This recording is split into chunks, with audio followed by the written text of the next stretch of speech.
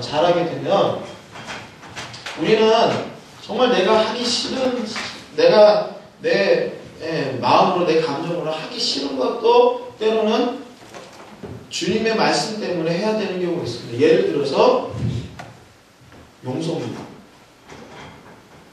내가 누군가에 대해서 증오를 가지고 있고 미움을 가득하게 가지고 있는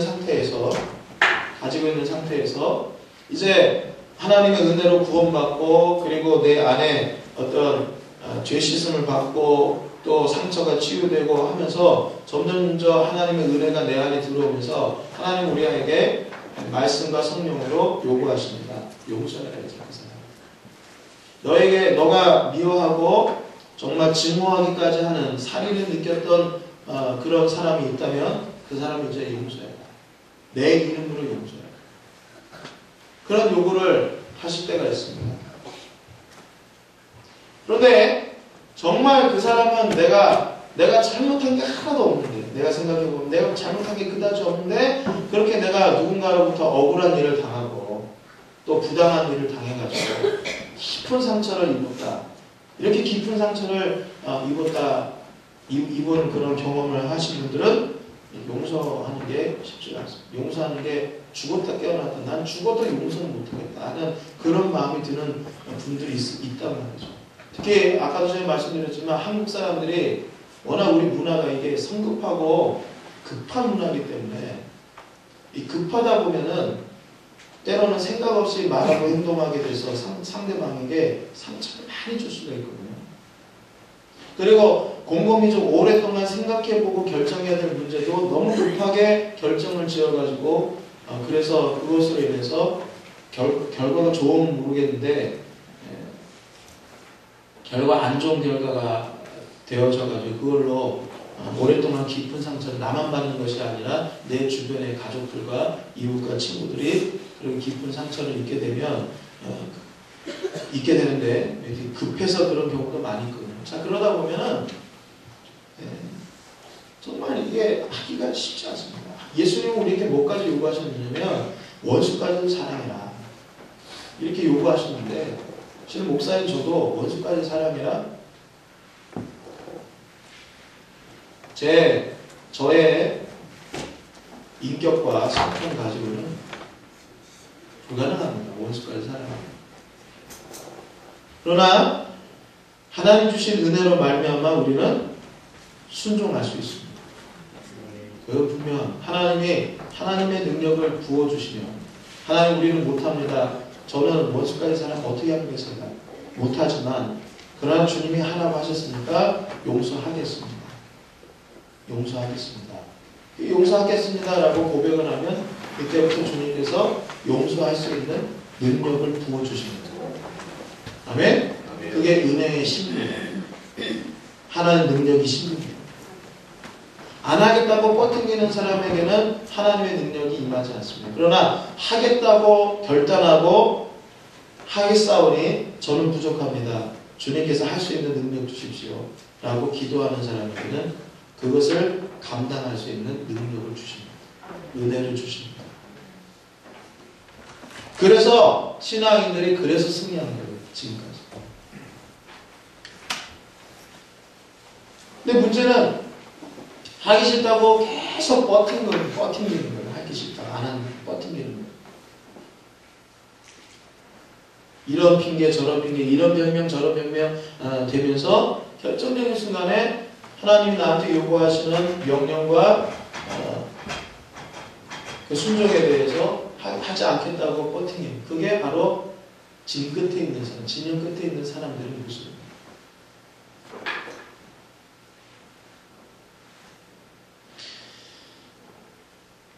당시 이스라엘 백성들, 진 끝에 있었던 이스라엘 백성들에게 또 이 핑계거리가 있었습니다. 아이가 어리네, 소가 병들었네, 잘 못 걷네. 무슨 이유들이 다 있었고 그 걸림돌로 인해서 쫓아가지 못했습니다. 그러나 그들만 그 진 끝에 있었던 사람들만 문제가 있었습니까? 아닙니다. 진을 이탈하지 않고 가던 사람들도 모두 크건 작건 간에 문제들이 다 있었습니다. 사막에서 광야에서 이동을 하는데, 수많은 사람들이 이동을 하는데 크고 작은 문제가 왜 없었겠습니까? 때로는 진, 즉 은혜의 대열, 은혜의 줄을 쫓아갈 수 없는 심각한 문제도 있었을 것입니다. 그러나 그들은 결단하고 쫓아갔어요.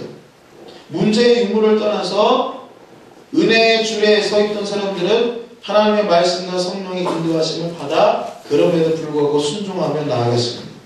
하나님이 주신 은혜를 생각하면서 순종하며 나아갔어요. 그러나 진영 끝에 있었던 이탈자들, 이탈의 줄에 서 있던 사람들은 은혜의 줄에 서 있던 사람들한테 일어났던 문제가 이탈자 줄에 서 있던 사람들에게는 큰 문제거리들, 똑같은 문제인데도 이쪽에 있는 사람과 이쪽에 있는 사람들의 그 문제를 생각하는 방식들이나 대하는 태도들이 너무너무 다른 거죠. 문제를 핑계삼아 쫓아가는 것을 좋아하지 않습니다. 자꾸 이리 핑계대고 저리 핑계대는 가운데 늑장을 부리게 되었고 결국 이탈하여서 멀어지게 되고 멀리 떨어지게 돼서 낙오가 됩니다.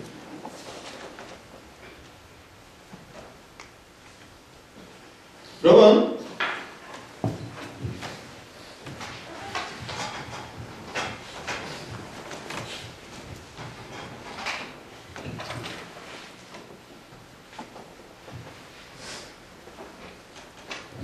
여러분 하나님 믿으십니까? 아멘. 정말 믿습니까? 아멘. 하나님 정말 살아계십니까? 아멘. 내가 믿는 하나님은 정말 살아계신 하나님, 눈에 보이진 않아요. 우리 하나님 눈에 보이진 않지만 살아계신 하나님, 진짜 믿는 사람들에게는 하나님이 내 얼굴 30cm 앞에 있는 것처럼 그렇게 느껴집니다.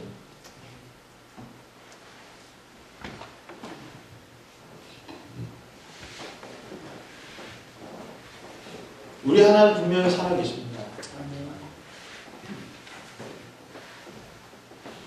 그리고 그 하나님은 살아계실 뿐만 아니라 오르신 분입니다. 아멘. 오르신 분. 오르시다는 것은 진리다 이거예요. 하나님 진리다. 그러니까 하나님이 옳다, 하나님이 진리다라는 얘기는 다시 말하면 하나님이 말씀하신 성령 말씀이 진리다 이겁니다. 옳다 이겁니다. 그러니까 하나님 말씀대로 가면 그건 옳은 길입니다. 하나님 말씀과 역행하는 것은 뭡니까? 비진리의 길이고 올바르지 않습니다. 올바르지 않아요. 하나님 말씀대로 가는 것이 그게 올바른 길입니다. 오늘날 교회는 많고 교인은 많은데 진리의 빛이 잘 드러나지 않는 이유는 뭡니까? 교회는 다니는데 예수는 믿는다고 하는데 하나님의 오르시고 하나님의 뜻이 오르니까 우리는 옳은 방향으로 가야 된다 하고 그 옳은 방향을 향해 걸어가는 소위 은혜의 줄에 서 있는 사람들이 많지 않기 때문에 제가 아까도 종이를 찢어 보여드렸는데 옛날 이스라엘 백성들에게 있어서는 이게 은혜의 진, 이 큰 부분이 은혜의 줄이고 이 작은 부분이 진영의 끝이었거든요. 근데 지금 오늘날 우리 시대는 이 조그만 부분이 은혜의 줄이고요. 이 커다란 부분이 진영 끝이 되어버렸어요. 제가 이렇게 얘기해도 이렇게 말씀드리는 게 이게 목사님 너무 무리하게 말씀하시는 거 아니에요? 너무 과하게 말씀하시는 거 아니에요? 실제로 그래요. 근데 참 웃기는 거는 뭐냐면 이 부분이 이제 진영의 끝이고 이게 은혜의 줄이란 말이에요. 요즘 시대 우리가 살아가는 시대는. 그런데 진영 끝에 있으면서 한국교회 문제 있다고 막 그래요.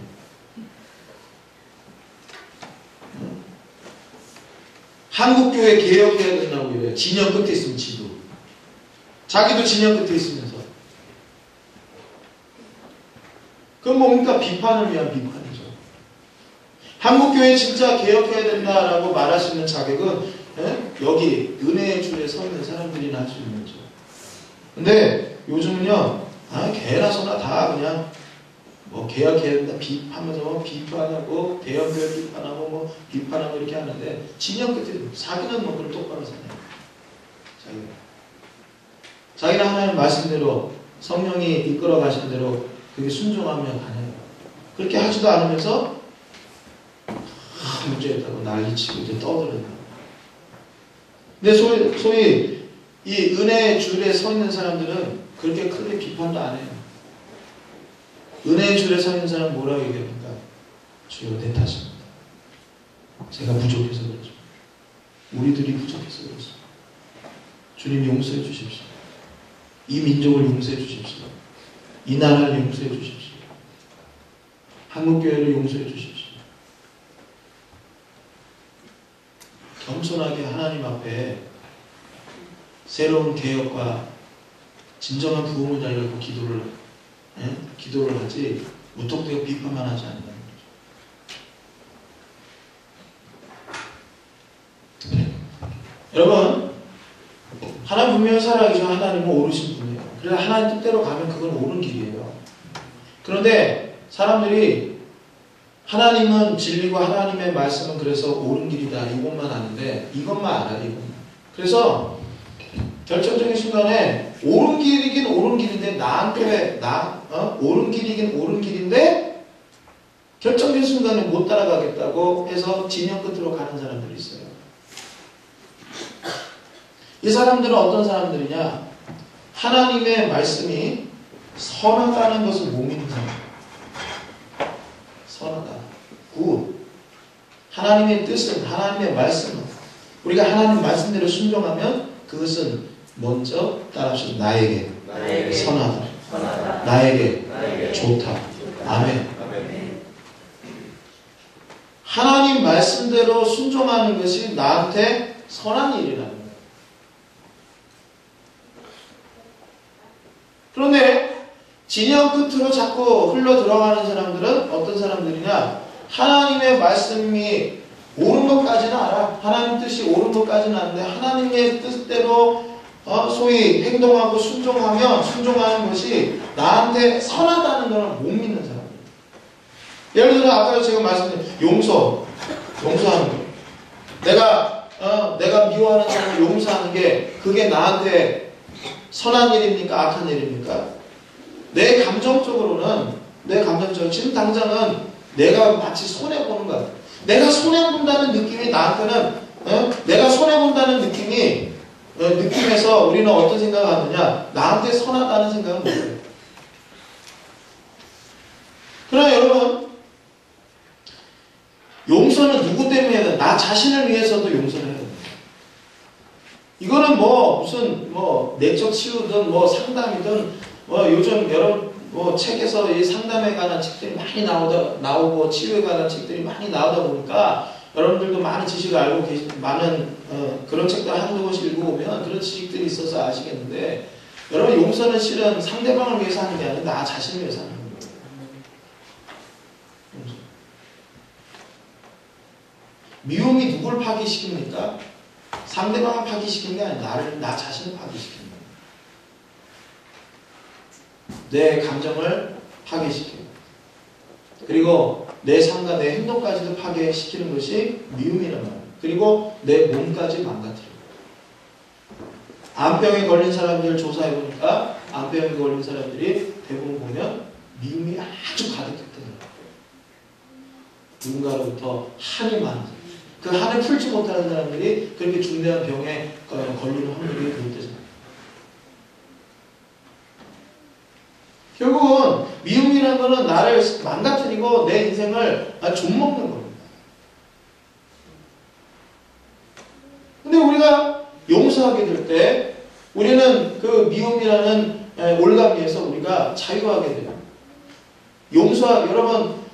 여러분 한번 경험이 있으실 텐데 미워하다가 그 미워하던 사람들을 용서할 때 먼저 찾아내는 건 내 안에 평안입니다. 내 안에 자유입니다. 내 안에 해방입니다. 이게 먼저 찾아와요. 내가 지금 현재 감정적으로는 하나님 말씀에 순종하는 것이 싫고 왠지 손해보는 것 같고 그런 것 같다 할지라도 분명히 하나님 말씀대로 하면 나한테 그게 유익으로 돌아간다는 거예요. 나의 삶의 유익이라는 거죠.